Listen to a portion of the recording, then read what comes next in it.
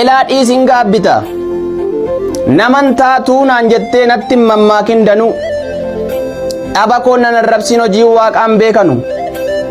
hirruu narra barbaaddee narratti hin bocin madaa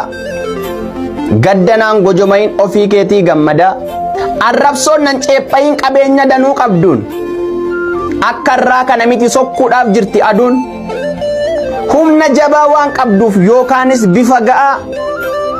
arraba kee summiidhaan anarran tuulin ba'a arra beekamaa taate waan taateef hundaan dursaa godoo koo xiqqoo sana irratti hin jigin ursaa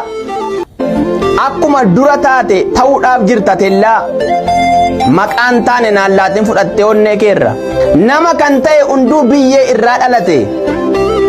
haala koo har'aa kan ammoo harka rabbiin naa laate ani filadhee miti dhabaa koo bagaleessaa dudduuba kee